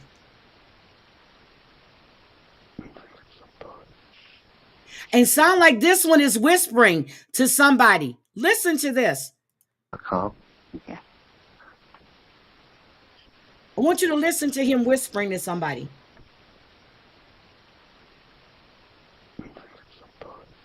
Okay, did you hear that? He's whispering to someone. Vallow, first name dot last name at gmail.com. Yeah.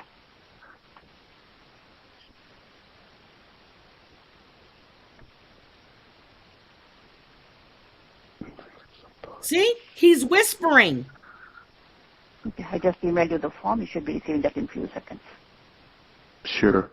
Thank you very much. Can you notify? Appreciate it. Bye-bye. He was whispering to someone. Oh my goodness. 2 different men. That's what I was listening to. I'm like, where's the password? He didn't even know his policy number when Charles knew his policy number. Oh my God. Anyway, all of this stuff has now been released. It's there. And I'm sure it's going to be used against her. There is also phone calls between her and her sister. And then when the mother and the sister was interviewed after everything came out, they were sick because they didn't think that she was involved at first. And the lies she told them, the same thing. But go check it out before her trial is coming up. And that stupid ass book that Charles wrote, what was it? The Edge of Heaven or something like that. It was a dumb ass book. Okay, what's wrong with Scooter? Wait a minute. I saw you said she was going to the emergency. Is Harlow at the emergency room? You think it was Alex? Huh. That didn't sound, because he didn't know the policy number. And the fact that he had changed and put a code on there, a 4-digit code, no one would know it. You think it was Alex? Yep. But everything, all the body cam, everything has now been released. Yeah, Chad wrote. I'm getting Chad and Charles so confused today. Seriously. Charles is now deceased. Chad is in prison on death row. That is the coverage for Lori. And that's everything that I have on them. So, and I wanted to say there is that let me just show you this right here. I had it. I wasn't going to discuss it until hold on. I wasn't going to discuss it until maybe tomorrow, but since it was brought up, let me just show you what is being talked about because I had it in my queue. So this is an accident on I-35 in Austin, and 5 people were killed. There was another one where 15 people were injured. Has been charged after last night's deadly crash on Interstate 35. And I used to 5 travel people this were interstate. killed in that 17-vehicle pileup. It happened near Palmer Lane. I used to go to the outlet malls there. God, I love those outlets there. Suspect Solomon Wadikiel Araya is accused of driving while intoxicated. He faces 5 counts of intoxication, manslaughter, and 2 counts of intoxication assault. We want to bring in KVU senior reporter Tony Plohetzky to walk us through this new information. You have that affidavit in your hands, Tony. What does it say? Yeah, we got it just a few minutes ago, but according to this affidavit, police believe that driver was under the influence of depressants at the time of this crash. The driver stated that he did not consume any alcohol and also, according to this affidavit, tested 0.0 on a breathalyzer exam. But at the scene of this crash, police say, according to this affidavit, that he still failed a field sobriety test, and then they actually took him to the hospital for further examination. So again, we know the driver at this point has been charged or is facing charges of intoxication manslaughter, 1 charge for each of those victims, as well as 2 counts of intoxication assault. But again, this affidavit making clear that police at the scene believed that he was under the influence of depressants. Also, apparently, witnesses when he first arrived told authorities that he may have been trying to leave the scene at that time, and that authorities later found him inside of that 18-wheeler. Brian and Ashley. Still really early in this investigation, Tony. This, of course, a This huge was part bad. of So that. hold on. What's next Let in me just this go case? Here. Yeah, so you have, of course, the criminal investigation. So, for example, it may have locked in how fast he was going at the time, whether or not he applied his brakes at the time. And I think authorities also were trying to determine whether or not there were cameras on the rig itself that may have captured those devastating final moments leading into the crash. crash. You know, when you say a depressant. Oh, I can't. So that's the accident she's talking about right there. It was bad. Another station actually has a video where they're taking bodies out the cars and stuff. But thank you guys for being here. He's out. He is completely zoned. So no alcohol, but he failed a field sobriety test. So he's on something. Who knows what he was doing and trying to stay up. But I-35 is really busy. It's like I-10. It's like the 5 is really, really busy. It's a main thing between Austin, San Antonio, Dallas, Houston. It's a major freeway. Although they call it a highway, but it's a major freeway. But anyway, I appreciate each and every one of you guys being here. I'm going to say thank you for your donations to the church today. I really appreciate it. I'm going to put a new doorknob on and a new light bulb. Let's see. Jody B, thank you so much for Sunday offerings, and Teresa Murphy, thank you so much, guys. Where's Teresa? She's still here? Did anybody drop Teresa's channel? Teresa has a good channel. She and her husband are up on panel. The other night we were in there and we were talking about movies. We really had a lot of fun in there. And hold on, let me drop Teresa's channel for you. And if somebody can drop Harlow's channel, Palmer Lane was a mile marker for me. Wait a minute, you went so quick. Hold on a second. Let me drop Teresa's channel in the chat. She I was watching the other day, she and her husband were walking the dog and they were going to go back and clean up this area. And I thought that was just I said, that is too sweet. She goes, we can do this. We're going to come back and clean this up, help out the community. And a lot of people wouldn't do that, wouldn't even say that. So, and Amber said, Highway 35 was the what? Palmer Lane for me coming home from San Antonio. Yep, there you go. There you go. But she really has a good channel. Harlow, is she still here? If somebody can drop Harlow's channel for me and Aesop's, I appreciate all of you guys being here. But Teresa really has a good channel. One night we were actually talking about comedians, and she and her husband had a list of the comedians starting, I think it was the 1960s, and we were going through some of the greatest comedians. So it's just a fun chat, no drama. We really had a good time over there. And then with Harlow, she and Bambi, they do grief, Sisters in Grief, which is a really good thing they do. And then they're going to start oh, you're waiting for your fur baby. Okay, that's Scooter. And then Harlow and Bambi are going to start a new series when they're going to be talking about community news, community updates. And I think that is a really good idea. But the Sisters in Grief that they do is really good. So I really enjoy those. And yeah, so, and when I was telling you guys about Lil Ronnie's baby mommy, Lil Ronnie, the rapper that was killed in Forest Hill, Texas, when I was telling you guys about his girlfriend out there bawling and acting like, like she didn't even lose her daughter, is disgusting. Hadama, I'm going to drop it in the chat for you. You guys can go and watch it. It's just disgusting. Oh, Chris Trock. Chris has a channel as well. Damn it, Chris, I forgot about you. And Amber's on Rumble. And Amber, are you on YouTube?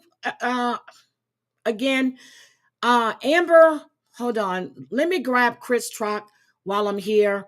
And then I'll grab Amber's channel as well. I know Amber's been doing stuff on Rumble. Hold on, let me grab Chris Trock's channel so I can drop that. I think it's quicker when I do it. This is Chris Trock's channel right here. That's Chris Trock. And let me grab Amber's channel while I'm at it. Where is Amber? My thing is moving fast now. If the shoe fits. I'm looking for Amber, but I forgot. Okay, is that Amber's or Chris? Whose channel is that you just dropped, Christoph? Oh, that's Chris's channel. Okay, let me grab Amber's channel real quick, and then I'm going to get out of here. And if you guys have channels, and I mean channels where you actually upload stuff at, or if you do lives, and if I don't know, just let me know, and I will. And Amber, do you have lives on your channel? No. Hold on. You don't have any lives. Where's your Rumble channel at? Oh my God, that Tom Yum soup with shrimp. That looks that looks delicious. Amber, I don't see your Rumble channel. I'm looking. Oh, here it is. Here it is. Here it is. Here it is. No, that's Texas Girl. Is that Texas Girl or is that your Rumble? Shit. No, that's Texas Girl. Okay, Amber. I don't see it. Can somebody just drop Amber's regular channel and then they can look? Because I think she drops when she's going on Rumble. Hold on. Let me just drop this. I have it. I have it. I have it. I have it. Okay, there we go. There we go. Okay, I have it. I have it. I just dropped her regular channel. And when she goes live. Okay, you dropped Harlow's. Yeah, I dropped. Well, shit, you did. Okay, so I will see you guys later. I need to go throw some clothes on so I can run to the store. And I will talk to you probably tomorrow. I might do a mid-afternoon live. It depends on how much I get done because I'm on countdown. Thank you guys for being here. I really appreciate it. And I hope you enjoy it. Have a great Sunday, guys. Bye. Oh, Harlow's going live too. Harlow, aren't you going live today? You guys have a great Sunday. I appreciate each and every one of you guys. Grumpy, Italian. Oh my God. Let me drop Grumpy's link. Grumpy is going live today. Hold on. Let me drop Grumpy's link. Hold on. Grumpy Italian is going live today. And let me drop Grumpy's link real quick. Hold on. I'm not going nowhere until I get Grumpy's link. All right. I have Grumpy Italian's link. Let me drop this one, and then I'm out of here. Grumpy, DJ. Okay, Harlow's going live at 4. There's Grumpy and DJ. They're going live today. No problem. You guys have a great Sunday. Have a good day. I appreciate it.